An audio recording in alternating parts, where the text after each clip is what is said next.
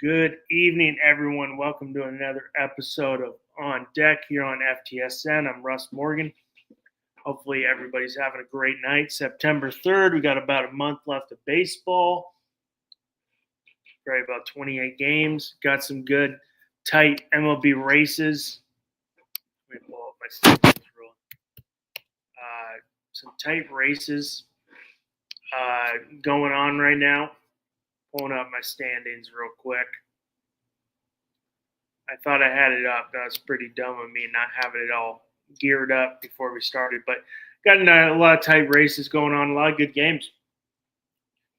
I just turned to the TV, see the Red Sox down 7-0, made me kind of happy because, they took the first couple. I've been playing a little better late.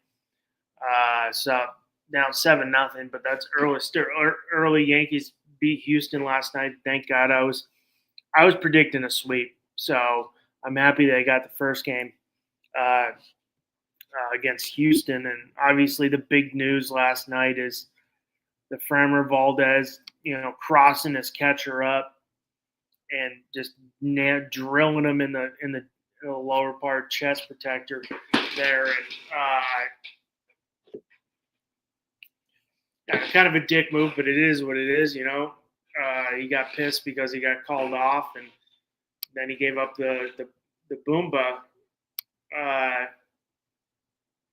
to Trent Grisham. And then obviously Devers kind of slow playing the home run, gets Freeland pissed off, bench is cleared. Freeland gets tossed early there too. So, it is what it is. He slow played it. It wasn't like he was showboating, he just slow played it and watched. But from Valdez, crossing the catcher up is a little different, But I guess he got pissed because he got called off by the catcher. The catcher ended up being right. But we got a lot of good races, a lot of tight races that are going to come down the wire this September. A lot of good races. I'm going to kick it off in the NL West. NL West right now is Dodgers are up. Technically, they're up 4 games in the loss column. They're up. They say 3, but they're 78-60. Padres are 76-64. They must have ended up winning today. So, they give you 3 games. Dodgers have played more games. But in the loss column, everybody's playing 162. Orioles beat the Padres 7-5 today. In the loss column, it's going to come down to the loss column because everybody plays 162. So, they're 4 games down. Both have relatively difficult schedules going into the end of the year. You got you lost to Pittsburgh last night, 9-7. Bubba Chandler gets the W. You're down 2-0 tonight to Pittsburgh again, but Padres already lost. You got Pittsburgh, then you got to go to Baltimore, which Baltimore is playing a little better late. You get a nice 3-game set, easy set versus the Rockies at home. Then you got to go to San Francisco, which always would be tough because that's a rivalry game. Then you play Philadelphia, which will be a great series because everybody's battling for that number 2 seed. Then you got a 4-game set for San Francisco, 3 for Arizona, 3 for Seattle. And Seattle's still going to be either, jockeying for position with the wild card or maybe the division. With the Padres, you got a 3-game set starting on Friday versus the Rockies. You got a 3-game set for Cincinnati. And then you go 4-game set with the Rockies. But then you go to New York to play the Mets. You got a 3-game set for Chicago, 3 versus Milwaukee, and then Arizona. A little easier schedule, but who knows on that? I think they got a little easier schedule right off the bat there. Playing Cincinnati's come down to earth. You got 7 games against the Rockies, which is nice, and 3 against the White Sox. But I mean, ending it with you got 3 and then 3 with Arizona and Milwaukee. It's going to be tough. What's at stake? Probably one of the better rivalries in baseball right now. Teams don't like each other. Fans really don't like each other. Dodgers fans find a way to fight everywhere they go. They're going to fight. But kind of a David and Goliath situation. Padres seeking their first division title since 2006, and obviously, have never won a World Series title. They've met 3 times in the NL Divisional Series since 2020, with the Dodgers winning 2020 and 2024, and the Padres were won in 2022. Could be a possible rematch. Home field advantage could play big. I think the Dodgers will end up winning the division, but I mean, more importantly for the Dodgers to get that pitching staff ready and healthy for October. It probably, honestly, I'm reading this. It probably means more for the Padres. I think home field advantage is bigger for the Friars there in San Diego.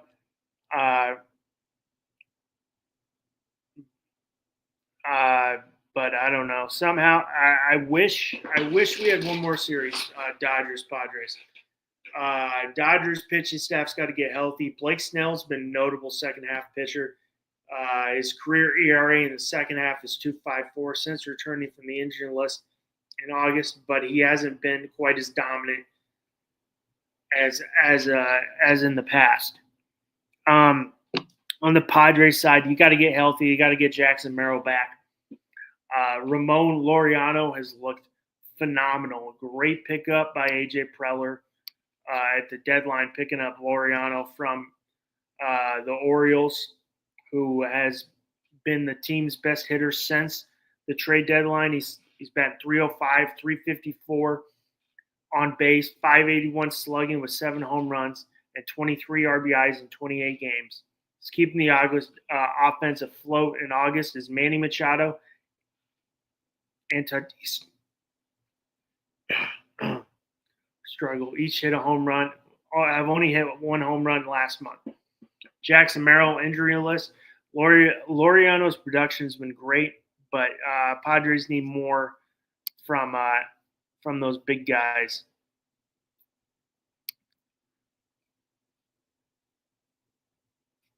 I mean, on the Dodgers side, it's all about health. For me, Dodgers going into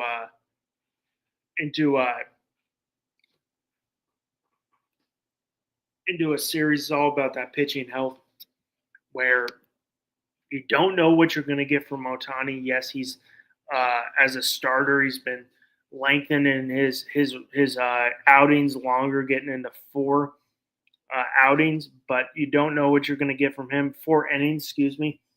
I mean, you get Clayton Kershaw's been lights out this year for a guy coming back from injury.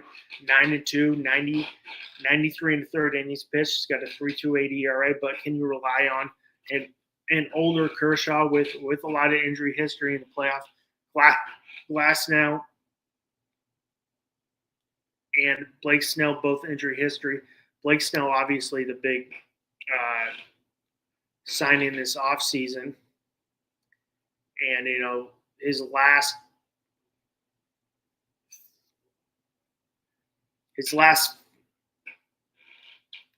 start, he went 5 1/3, giving up 3 runs against the Diamondbacks. He went 7 versus the Padres, giving up 2 earned runs, 6 hits. He went 6, giving up 5 hits, no runs against the Padres. They need Blake Snell. Yamamoto will be most likely be the guy getting the ball game 1 of whatever they do. Let's see what Glasnow's been doing recently.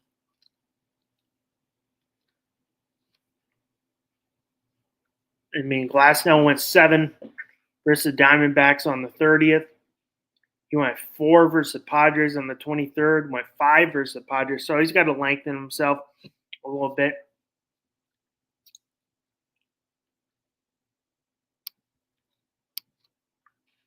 it's also going into this.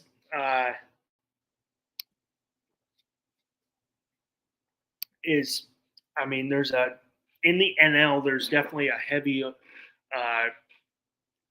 Who wins that AL West? Who's going to get that second seed in the AL West? Is the Phillies right now, 80-58, 6 games up on the Mets, but they do lose Zach Wheeler for the year. They do get the Phillies do sign Walker Buehler, who's in the minors, making one start in the minors, then coming up, and is supposed to be that sixth man. We all know what Walker Buehler does in the playoffs. So it's definitely a race for who gets that 2 seed. Is right now 85-54.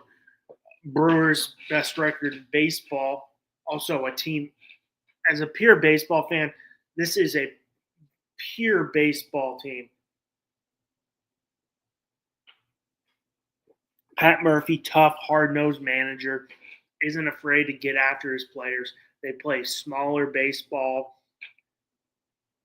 smaller payroll, but I think it's definitely going to come. The Dodgers, Phillies. Well, I think the Dodgers end up getting the West. Will definitely be fighting for that 2 seed for who would end up playing.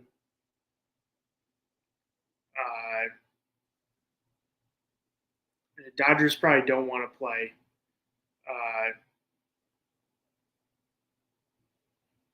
Don't want to play the Padres right off the bat because the Padres are definitely equipped for a shorter series with their pitching staff, with Darvish, with King, with Cease, who has been struggling, having a down year. But that the next one to watch would be the American League East. Right now, Toronto's up 2 games on the Yankees, 2 games in the loss column. Yankees play right now, or at 8:15 against the Astros, so it'll be another tough one. And they are 3 games up on the Red Sox in the loss column.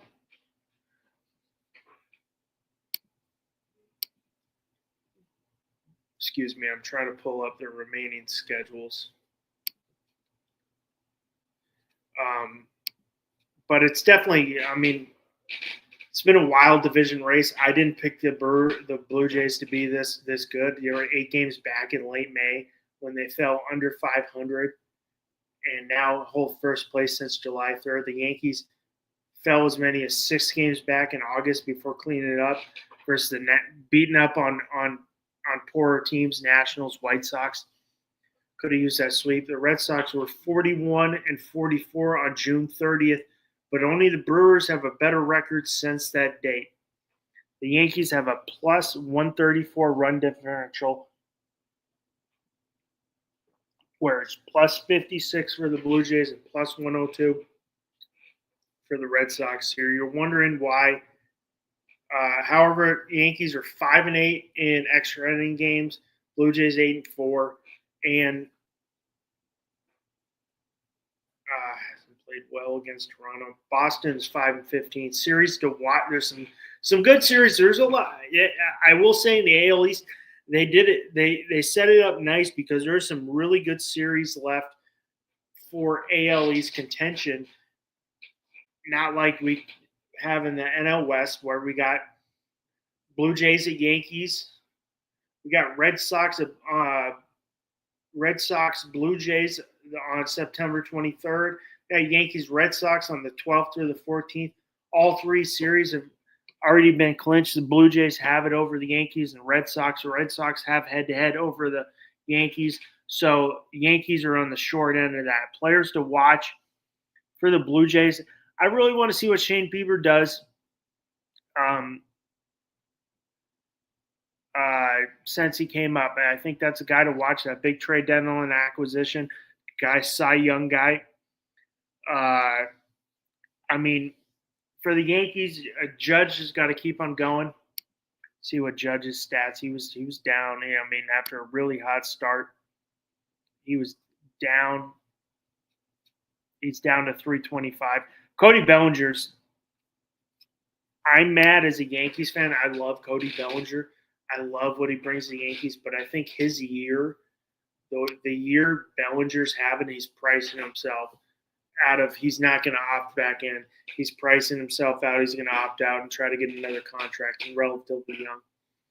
Chisholm looked great the other day. He's 243. Grisham, 248. I think catcher's a big hole for the Yankees. Their remaining schedule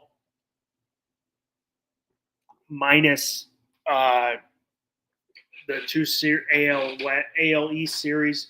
Got two more against Houston. Then you go play Toronto. You play Detroit.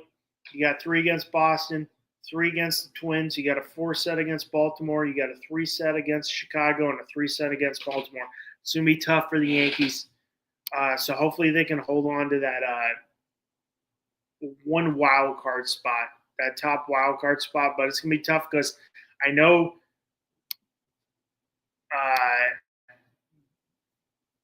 predictions are saying it's not. But, I mean, you got 7 games against Baltimore. You still got to play 3 against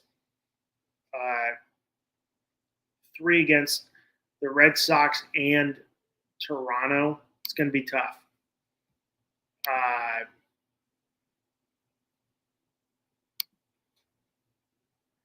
Boston remaining has you lose Roman Anthony, so I don't know if they've got the full report. I got to check if he's down. Any Red Sox fans, if he's got a report on what the injury is and what his timeline's like. But I mean, Boston, you got three at a couple road. You got 3 at Arizona. You got 3 in Sacramento. You got 3 against the Yankees and 3 more against Sacramento. You play here in Tampa Bay. You got 3 versus Toronto and then 3 versus Detroit. So that's going to be, I mean, still tough. On the Toronto side,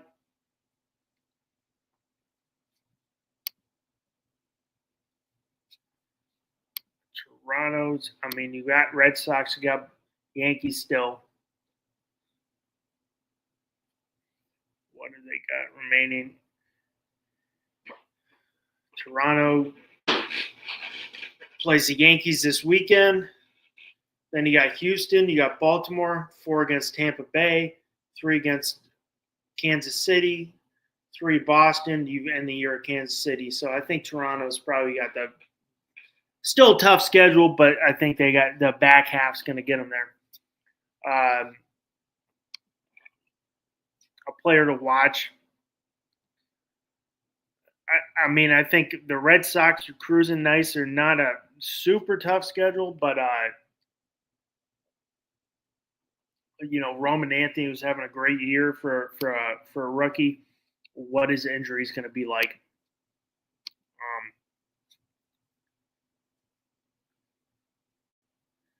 Who's going to get that 2 seed? Who's going to get the 1 seed? The top 2 seeds in the AL. Detroit right now. Toronto, I think, would hold the 1 seed as of now, with Detroit trying to pull up flipping back and forth, trying to pull up Toronto would hold that 1 seed right now at 80-59, 81-60 Detroit. Tiger's been searching for that number 2 starter behind Tarek Skubal. Flaherty's been inconsistent since August, inconsistent, has had 3 starts in August where he's allowed 5 home runs. Casey Mize has a 7.2 ERA in his past 8 starts. Chris Paddock, maybe. 41-year-old vet, Charlie Morton. I don't know. NL West is good. Houston, Seattle. Houston's up 2 games on Seattle. Division.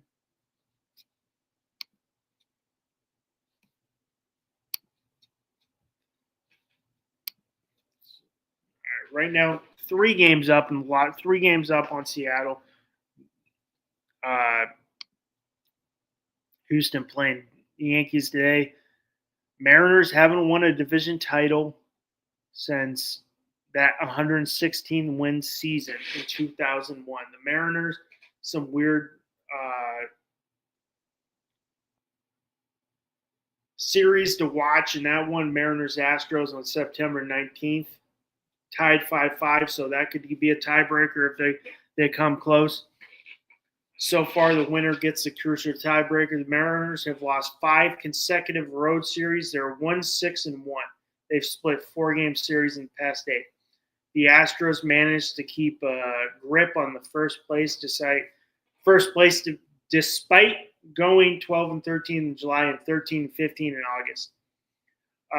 The return of Yordan Alvarez will be big for them. The Astros have started him in left field, allowing them to give Jose Altuve a DH day. Bottom line for them, if Alvarez is producing, it's a dangerous lineup. With Alvarez, with Altuve, with Carlos Correa, it's 2019-2021 all over again. Mariners to watch, Cal Raleigh. What's he got left in the tank? He's hit 50. Well, I got to pull up how many he's got now. He had 50 at one point. How many is Raleigh? Has 51 now. So you got anything left on the tank? They call up Henry Ford, who is their top overall prospect. What has he got left in the tank? But that series right there on the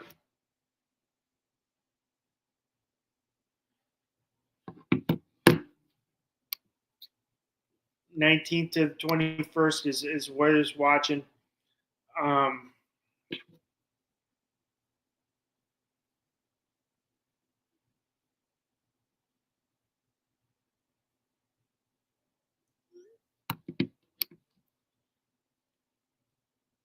I think there's a lot of good races. The AL East is going to be very competitive, very good coming down to the last month of the season. AL Central is basically all but the Tigers got that wrapped. Houston, Seattle. I think Philadelphia ends up getting the NL East. Question for them is if they can hold on to that number 2 seed. Brewers are cruising, best record in baseball, 85-54. They're 5 games up on the Cubs. Dodgers right now 4 games up in the loss column. I think that it's just too much for them, for the Padres to keep going. To a little too much ground to make up. Right now, the Yankees have a 1-game lead in the loss column in that first wild card. But the Red Sox are right now have 78 wins, 62 losses. So if the Yankees win today, they're 1 up fully. But having the tiebreaker is big for them right now. Mariners hold that 3 spot, 73-66. They're 3 games up in the loss column on Texas, who's been playing much better late, 7-3 in the last 10, but have lost 2 games in a row. And the NL wild card, oh man, why did I do that? Cubs right now hold that first wild card. They're 5 games up in the loss column, 80-59. Padres 76-64. Mets holding a 4-game lead in the loss column over the Reds.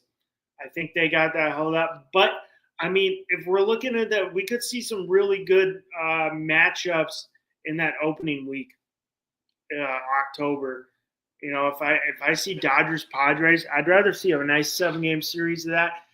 I mean, last year those could have been the 2 best teams in baseball, but I mean, you got the high payroll Mets who are right there. What will they do in October? But want to thank everybody who tuned in tonight. Please remember to like and subscribe to FTSN. Coming down to the wire here, but I don't know the specific games. I think there's 28 left coming down the wire, almost October baseball. So we're right there. But I want to thank everybody tuned in tonight. This is On Deck on FTSN. I'm Russ Morgan. I hope everybody has a great night.